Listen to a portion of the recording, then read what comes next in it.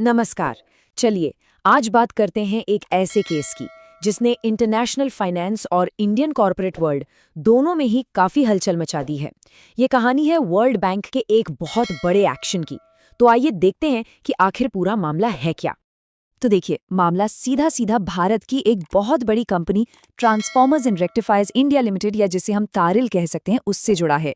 और इन पर world bank ने धोखाधड़ी और भ्रष्टाचार के बहुत ही गंभीर आरोप लगाए हैं। सिचुएशन काफी सीरियस है क्योंकि दांव पर बहुत कुछ लगा हुआ है। तो सबसे पहले ये समझते हैं कि इस पूरे मामले में कौन-कौन शामिल है और आखिर हुआ क्या है। तो देखिए, एक तरफ है वर्ल्ड बैंक जो दुनिया भर में बड़े-बड़े डेवलपमेंट प्रोजेक्ट्स के लिए पैसा देता है, और दूसरी तरफ है transformers and rectifiers India limited यानी टैरिल, जो भारत में बिजली के उपकरण बनाने वाली एक जानी मानी कंपनी है। अब देखिए, वर्ल्ड बैंक ने सिर्फ हवा में आरोप नहीं लगाए हैं, बल्कि एक फॉर्मल प्रोसेस शुरू किया है जिसे कहते हैं notice of uncontested sanctions proceedings. अगर आसान भाषा में समझें तो इसका मतलब है कि बैंक इस मामले को बहुत ही ज्यादा गंभीरता से ले रहा है और तारिल पर बिना किसी बहस के सीधे प्रतिबंध लगाने पर विचार कर रहा है। तो सवाल ये है कि आखिर ये आरोप हैं क्या? ये सब शुरू कहाँ से हुआ? चलिए मामले की जड़ तक चलते हैं। तो ये पूरी कहानी नाइजीरिया में चल रहे एक प्रोजेक्ट से जुड़ी है। इस प्रोजेक्ट का मकसद था नाइजीरिया के पावर ग्रिड को बेहतर बनाना, उसे अपग्रेड करना। और इसके लिए पैसा कौन दे रहा था? जाहिर है, वर्ल्ड बैंक। और जो सबसे बड़ा आरोप लगा है वो है रिश्वतखोरी और करप्शन का।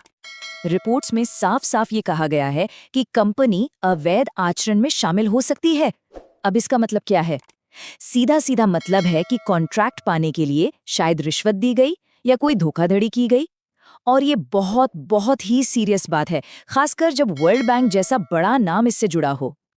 तो अब जब इतने बड़े आरोप लगे हैं तो इसका अंजाम क्या होगा? मतलब वर्ल्ड बैंक के नियम तोड़ने की सजा क्या हो सकती है? तो देखिए, जो सजा सुनाई जा रही है उसमें एक शब्द बहुत जरूरी है, अयोग्य, या अंग्रेजी में कहें तो इनएलिजिबल।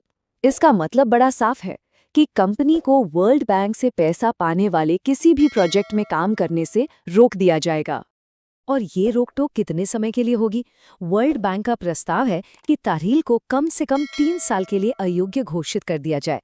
सोचिए, किसी भी बड़ी कंपनी के लिए ये कितना बड़ा झटका हो सकता है। चलिए, अब जरा इस केस से बाहर निकलकर बड़ी तस्वीर को देखते हैं। ये मामला सिर्फ एक कंपनी और एक बैंक का नहीं है, इसका असर बहुत बड़ा है। देखिए, ये पूरी कार्रवाई एक बात साफ कर देती है कि जब दुनिया भर में विकास के बड़े बड़े प्रोजेक्ट्स चलते हैं तो उनमें ईमानदारी और पारदर्शिता कितनी ज्यादा जरूरी है। ये एक तरह से एक मैसेज है कि भाई, करप्शन को बिल्कुल बर्दाश्त नहीं किया जाएगा। और आखिर में ये हमें एक बहुत बड़े सवाल के साथ छोड़ जाता है। सोचिए, जब बड़े बड़े प्रोजेक्ट्स में अरबों खरबों डॉलर लगे हों तो कैसे ये पक्का किया जाए कि सब कुछ पारदर्शी तरीके से हो? भ्रष्टाचार को कैसे रोका जाए? ये एक ऐसी चुनौती है जिससे सिर्फ भारत ही नहीं बल्कि पूरी दुनिया जूझ रही है।